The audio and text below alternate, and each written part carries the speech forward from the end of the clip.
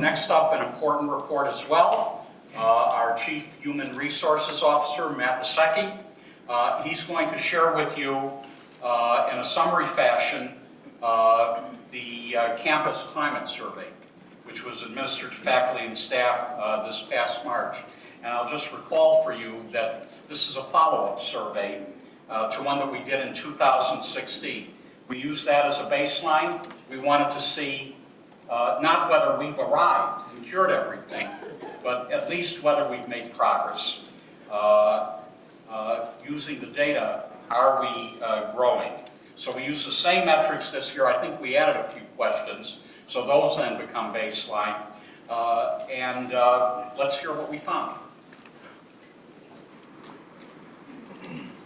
Thank you, President Perman. Those were all of my slides. Thank you. Let me fast forward here a little bit. So let me take you on a little bit of a journey here through time. First off, as President Perman said, in this past spring, we completed our second ever university-wide climate and engagement survey. I know in the past that different parts of our organization have done surveys within their particular areas, but this was the second time that we had ever done this organization-wide. Going back to 2015, there was a lot of unrest. We had just experienced the death of Freddie Gray, and there were a lot of very difficult conversations going on within the local community and within our university as well. Part of that triggered an idea that we should conduct a climate survey, a culture survey, to understand what was going on within our university and how people, staff, faculty, and students were perceiving that climate and that culture. So we created a new university feedback system that was intended to work alongside our existing feedback systems. This would be another example. The Q&As have been going on for a time. We have discussion groups. There's the Diversity Advisory Council. So there are lots of other forums that were focused on having discussions. But what we did not have is something that looked at the university as a whole. Excuse me. Our goals with the 2016 survey were to create a baseline. It was also to create useful information that we could take, identify opportunities, and then help to develop programs that would help move the ball where we had those opportunities. We took a look at a couple of vendors out there and settled with Gallup. Gallup is a worldwide recognized expert in employee engagement and survey methodology.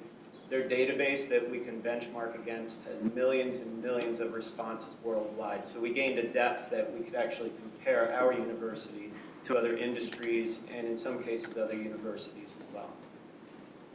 So in 2019, we completed our survey between February and March. We had a little over 3,000 individuals. I think the actual number is 3,028 people complete the survey, which is about 44% of our entire population. Now in 2019, students completed a different survey. So 3,028 were actually the number of faculty and staff that completed the survey. So a very nice sample. Today, we're going to focus on some of the results at the university level and not get down to the school and administrative department level. I would also put a disclaimer out there for all of the researchers in the room that this is not a research study. We will use words like meaningful as opposed to significance. Meaningful is a term that Gallup uses based upon their large database of scores. Based upon a sample size, they can determine whether movement is meaningful. But I don't want to imply that that is significant. It's a whole different realm. And then just as a quick note that because we wanted to ensure people anonymity and the security of their responses, we set a standard that if there were no more than 5, or if there were less than 5 responses in any particular item, we would not see those results and they would be rolled up to the next highest level.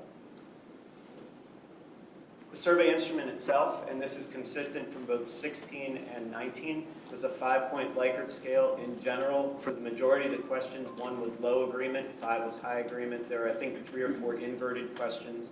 There were a total of 53 that covered such topics as the engagement index, which is Gallup 12, inclusivity, diversity, organizational or work relationships, input on decision-making, organizational values, and campus safety.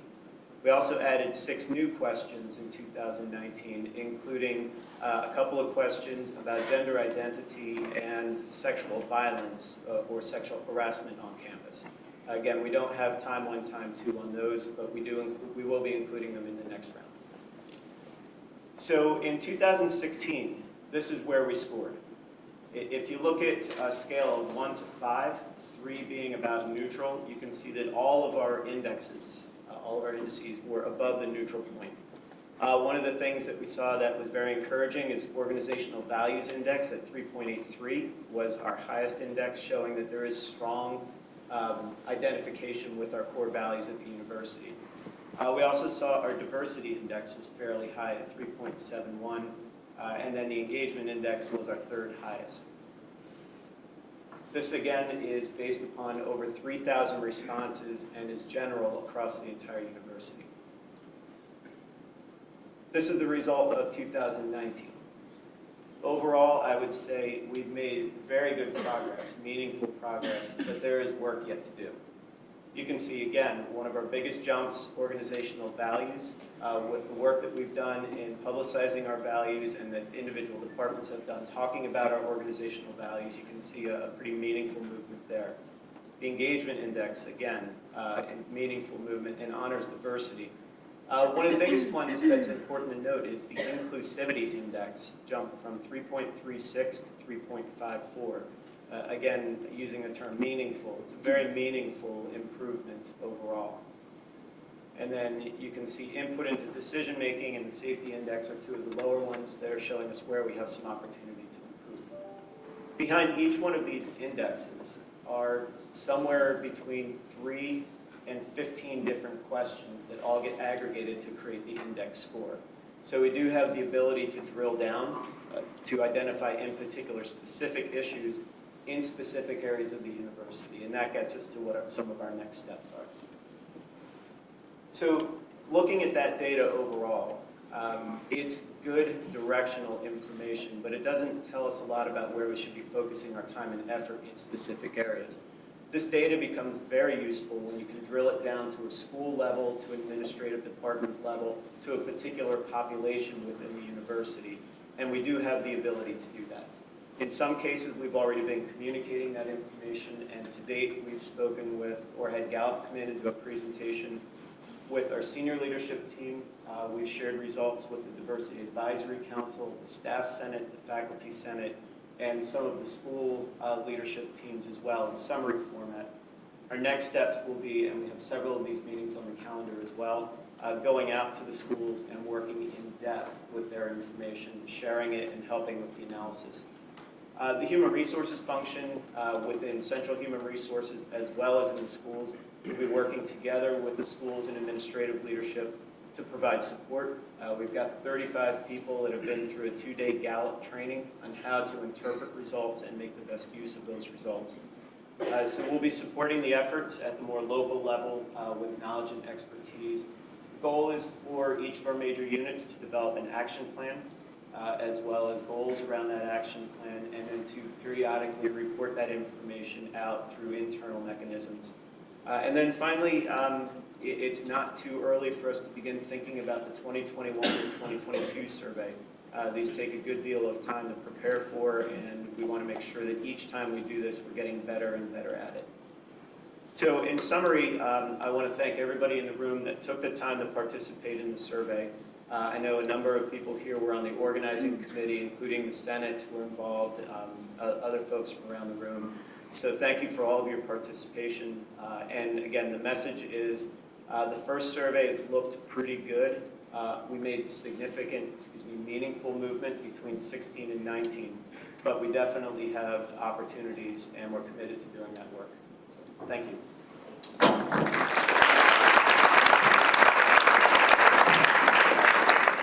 All right, so questions for Mr. Lowe. This is obviously rolled up aggregated data. It means the most when it gets down to the schools and the administrative units, and that's where it's going. Anything?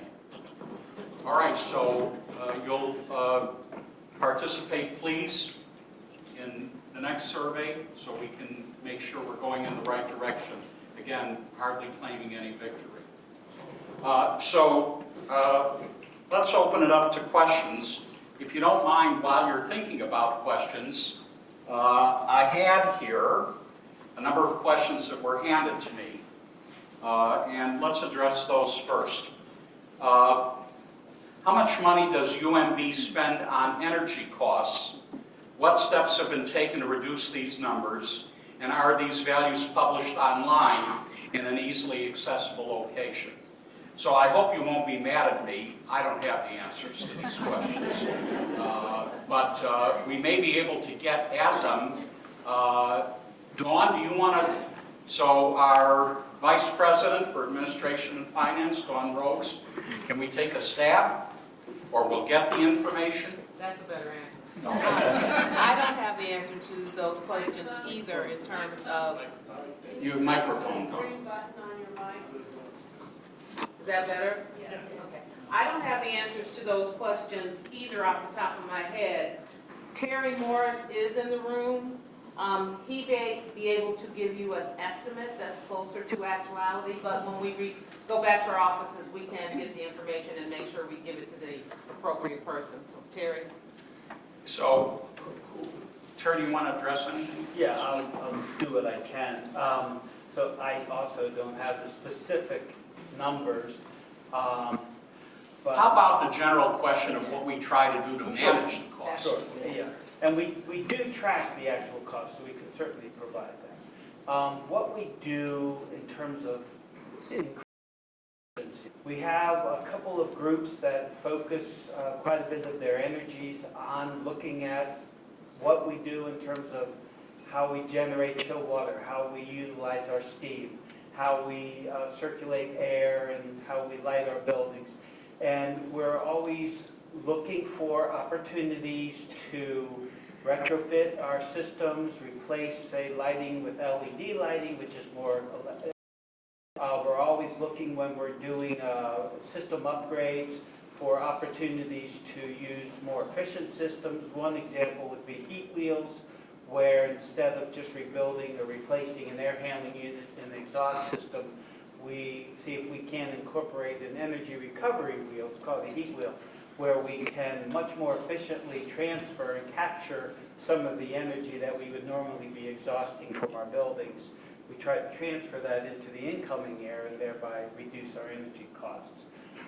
We have a central chilled water distribution system that links all of our major research buildings together with a huge chilled water loop where we can more efficiently generate chilled water in a few efficient plants and then to send that to all of our buildings instead of having a bunch of distributed plants that only work at part load or part capacity most of the time. So we're always looking at every opportunity to generate chilled water, which cools our buildings, or utilize steam to heat our buildings in the most efficient way possible.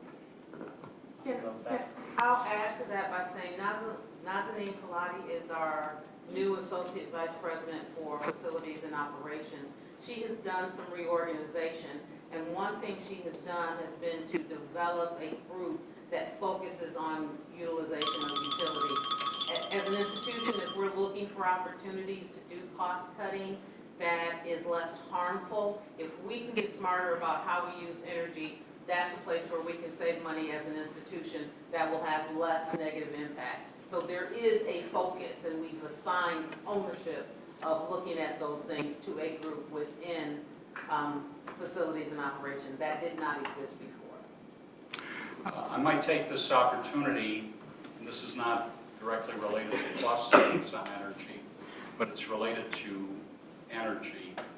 The campus is in the midst of an $80 million project paid for by the state to deal with having adequate power here. Some of you may be familiar with this. How many remember the day before Thanksgiving in 2011? I remember it. Power went out. Some of you might like these events because everybody everybody had to go home. But, you know, it's a crisis for a campus like this in many different ways. Apart from the human aspect, there are many scientific experiments and animals to be cared for, and freezers to be kept cold, etc. So for a research-intensive as well as service-intensive campus like this, we can't have that. And as we began looking at it, we realized the obvious. Most of the infrastructure, including the principal pieces of the infrastructure, even at that time were at least 50 years old. And it's not just that things wear out. The bigger problem is that when you have stuff that's 50 years old or more, you can't get the parts anymore. So I told that story to the legislature. Some of the people in the legislature, to be very honest with you, were thinking about the idea that we obviously got into this jam because we built big buildings like HSF3 and didn't plan for them, but that's not the point. That wasn't the issue. The issue is an old infrastructure with no parts.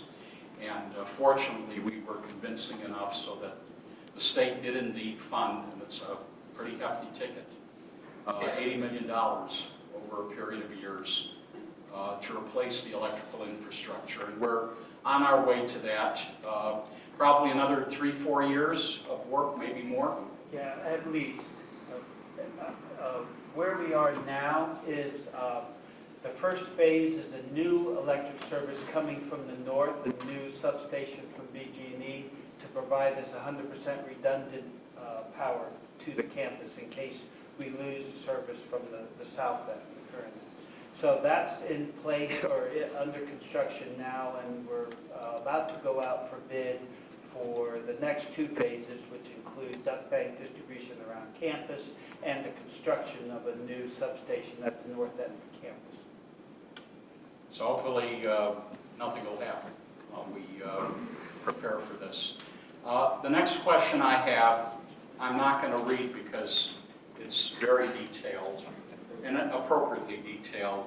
This is a question about pedestrian safety, and particularly people who are coming from the Otterbein Federal Hill area and streets like Conway, etc. Not intersections that are on campus, although we have our issues there. Certainly, I would cite one that's been cited over and over, Martin Luther King in Baltimore, crossing back and forth from the biopark and the neighborhoods to the west. We have those issues. We've tried very hard with the city in terms of lights, in terms of enforcement actions, but there's a lot of detail here which I'm going to give to the appropriate people. I don't know who wrote the question, but I'm going to certainly keep it with me and give it to the appropriate people. The writer, the questioner mentions being in touch with Eric Costello, who is our councilman, one of our 2 councilmen that represents the area. I know him very well, and we'll see where this is. I'm not going to promise anything because these are the things that unfortunately are not in our direct control. But they are an issue, and I know that a number of our employees have been hit. So it's a totally appropriate issue to raise, and we'll redouble our efforts. Anybody want to comment on this issue? Okay. Now I've got 3 questions, which tells me that there is an issue that's bothering several people that is focused on tuition in the medical school. Now, I could give a seminar, having been a medical school dean, on medical school tuition, but I would tell the rest of you that any kind of professional tuition is no bargain. I would also tell you that, and this is not to plead poor or ask for mercy or anything else, tuition doesn't begin to cover the cost of a professional education. Now, that probably makes some of you mad, because here it's, tuition is way too high across the United States, except for those schools that have been fortunate enough to get massive gifts that have allowed them to offer free tuition. We're not there yet. You know, it's also appropriate, and I'm going to come back to the other piece of this question, these three questions, which I think are the real issue here that's bugging some people in a moment. The other appropriate question to ask is, okay, it's very expensive to get a professional education, including in this school, in pharmacy. Why is it so expensive? And that's a legitimate question that people should ask. And it becomes, and I'm thinking about my next gig, you know, it becomes something that constantly needs to be addressed and focused on, how we can manage the cost of higher education. But that's not what's bugging people here, if I read these questions correctly. There's a lot here about transparency. And I don't know whether there's anybody here who wants to stand up and talk about this, but that's fine. The transparency, and I think what the transparency is after is how the tuition money is spent. Now, I don't know what the discussions have been in the medical school. I'd be happy any time to engage that question, because I can look at the folks that are writing this and tell you straight in the face, there's nothing nefarious going on. Nothing nefarious going on in terms of spending tuition. Like I said, it doesn't begin to cover the costs. But if people feel they're not being communicated properly, then, and by the way, I would ask if this has been brought to the USGA, because we do discuss with your student government when we have to increase student fees.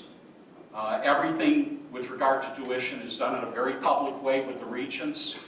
So I'm not trying to be defensive or argue with anybody, because I'm sure the people who wrote these questions have an issue. And if that issue can be made clear to me, it can be done offline, I'll be able to address it then. Now, open forum.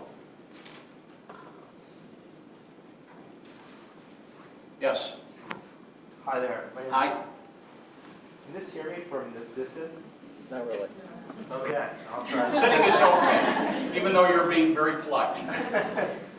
So I wrote a couple of those questions, but Oh. not all of them. Thank you. Thank you for standing up. The USGA is going to have a presentation on this topic on December 11th. There's a petition going around, which I have right here, from the medical school. About a quarter of the students, 154 students in the medical school, have signed it. It sounds like, with respect to communicating to us how price increases work, it seems like the Board of Regents has made mandatory and non-mandatory fees have to go through a committee process, such as the Student Advisory Board. However, the tuition increases, which we were informed of at a private student leaders meeting, was very opaque. What we're asking for is simply more transparency about where money is going, and this sort of links into the previous question about environmental sustainability. If there are costs that can be cut by lowering our usage, it's possible that some of those costs could go to defer student tuition costs. So I'm hopeful that you'll be able to join us at the USGA meeting on December 11th to hear more students at the medical school talk about this matter, though this assuredly is something that I think is important for all students in the pharmacy school, law school, and elsewhere. Okay, thank you very much. Others? Jay, what I can add is the Board of Regents requires that every school that does a tuition increase have a very open Yes. conversation, their feedback, et cetera, on that. And I know our schools all do. They do it to different degrees and in different manners. So if you're complaining about the quality of the communication, which is what I'm taking your comment to be, that's something that we can certainly discuss with medical school leaders. It is something that clearly is concerning to many of you, and we'll address it. Yes, please.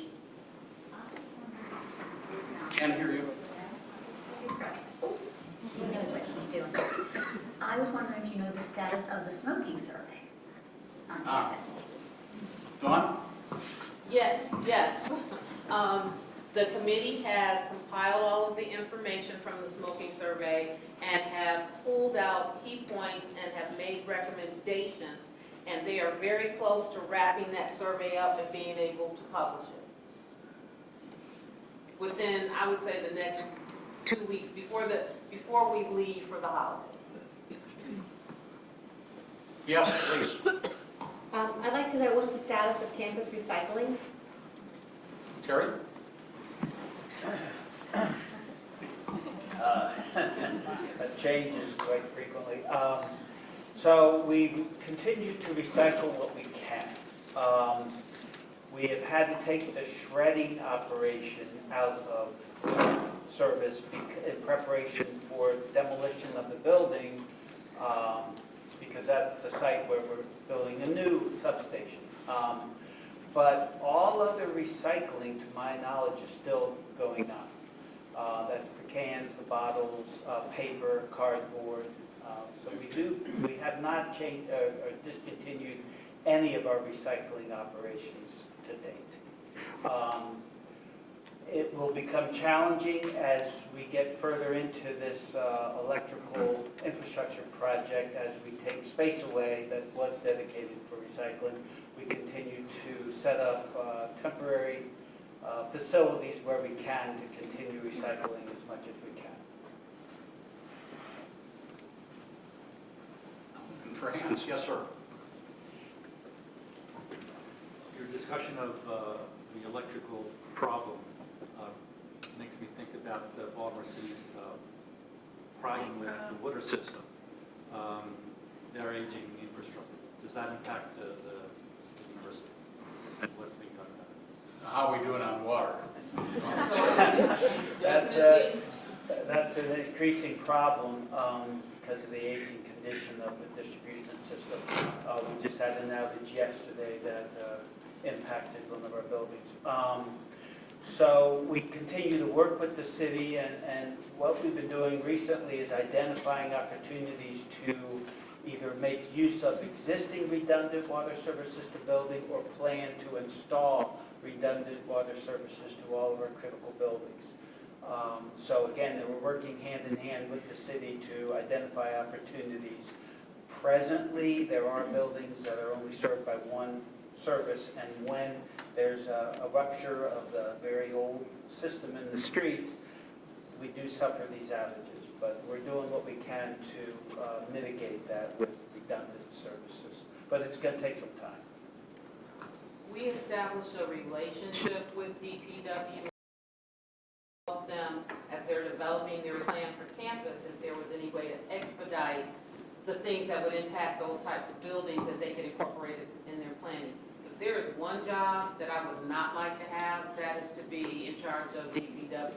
They have miles and miles of failing infrastructure, and I don't even know how they proactively do it, because they're constantly having emergencies pop up that have to redirect dollars that they plan to use in different ways. So as Terry has said, we're continuing to try to talk to them, to help them remember that we're here, we're an important part of the community, and please, as you're planning, a factor of what we're doing in. But, I mean, I have to say, Mr. Child's doing as best as he can. He's got a huge job. I will just add one thing. We are trying to be as proactive as we can, and just as an example, we have a project now to extend chilled water to the 108 North Green service from Pearl Street Garage into 108 to give us that redundant water supply for that building. So that's the kind of thing that we're always on the lookout